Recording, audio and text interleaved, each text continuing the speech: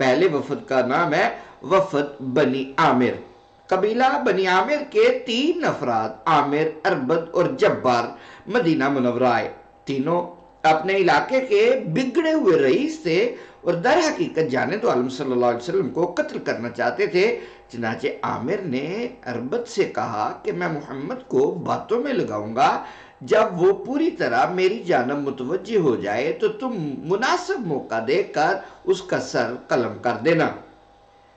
اربد نے حامی بھر لی تو تینوں جانب عالم صلی اللہ علیہ وسلم کے پاس آ بیٹھے اور عامر گویا ہوا، یا محمد ہم تنہائی میں بات کرنا چاہتے ہیں، اگر تم اللہ وحدہ لا شریک پر ایمان لے آؤ تو علیحدگی میں بات کی جا سکتی ہے، ورنہ جو کہنا ہے سب کے سامنے کہو۔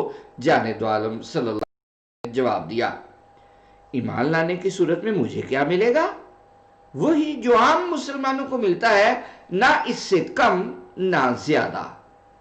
کیا یہ نہیں ہو سکتا کہ تمہارے بعد میری حکومت قائم ہو جائے؟ نہیں، قطعاً ایسا نہیں ہو سکتا۔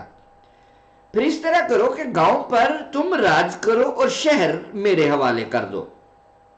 نہیں، یہ بھی نہیں ہو سکتا۔ تو پھر آگاہ رہو کہ میں ہزاروں سواروں اور پیادوں پر مشتمل اتنا بڑا لشکر لے کر آؤں گا کہ یہ سارا علاقہ اس سے بھر جائے گا۔ اس ارادے میں اللہ تعالیٰ تمہیں کامیاب نہیں ہونے دے گا۔ اس گفتگو کے دوران عامر بار بار اربد کی طرف دیکھتا تھا اور حیران تھا کہ اربد طے شدہ منصوبے پر عمل کیوں نہیں کرتا۔ آخر بات چیت ختم ہو گئی، مگر اربد ٹس سے مس نہ ہوا۔ عامر سخت جنجلایا ہوا تھا، چنانچہ جب تینوں جانب عالم کی مجلس سے باہر نکلے تو عامر اربد پر برس پڑا، تو ہلاک ہو جائے، تجھے کیا مار پڑ گئی تھی کہ میرے کہنے پر عمل نہ کیا؟ میں تو تجھے بہت جری اور بہادر سمجھتا تھا، بلکہ خود بھی تجھ سے خوف زدہ رہا کرتا تھا، مگر آج معلوم ہوا کہ تو پرلے درجے کا بزدل اور ڈرپوک ہے۔ اربد نے کہا، اتنی جلدی مجھ کو مورد الزام نہ ٹھہراؤ، پہلے میری بات تو سنو۔ اللہ کی قسم، میں جب بھی محمد کو قتل کرنے کا ارادہ کرتا تھا، مجھے اس کی بجائے تم اپنے روبرو بیٹھے نظر آتے تھے۔ کیا میں تم کو مار ڈالتا؟ جب یہ لوگ جانب عالم صلی اللہ علیہ وسلم کے پاس سے اٹھے تھے، جانب عالم صلی اللہ علیہ وسلم اسی وقت اپنے رب سے کہہ دیا تھا، الہی تو جس طرح مناسب سمجھے مجھے عامر کے شر سے محفوظ رکھنا۔ اور اللہ تعالیٰ نے آپ کو اس کے شر سے یوں محفوظ رکھا کہ ابھی وہ تینوں مدینہ سے تھوڑی ہی دور گئے تھے کہ رات ہو گئی اور ان کو ایک عورت کے ہاں ٹھہرنا پڑا۔ اسی رات عامر کو طاعون کی گلٹی نکل آئی، اس سے وہ اتنا دہشت زدہ ہوا کہ دماغ پر اثر ہو گیا۔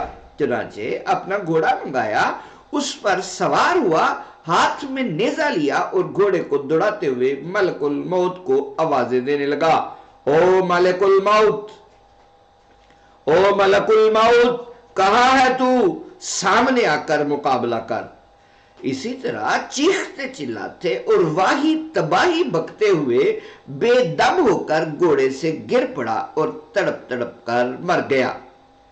اربد اور جبار اس کو دفن کرنے کے بعد جب اپنے قبیلے میں پہنچے تو لوگوں نے ان سے پوچھا، ہاں بھائی کیسا رہا؟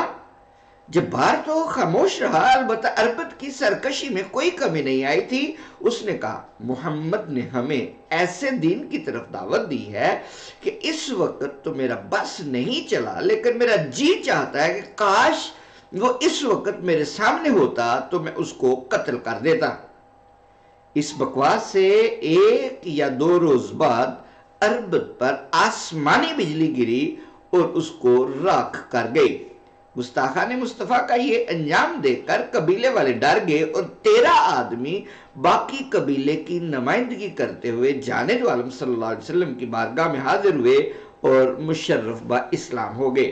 ان 13 خوش نصیبوں میں عامر اور اربد کا تیسرا ساتھی جبار بھی شامل تھا، جو بالآخر راہ ہدایت پر گامزن ہو گیا۔ جو خاموش رہا، اللہ نے ہدایت کی توفیق دے دی۔ رضی اللہ عنہ وعن جمیع من اتبع الہدا من قبیلتہ۔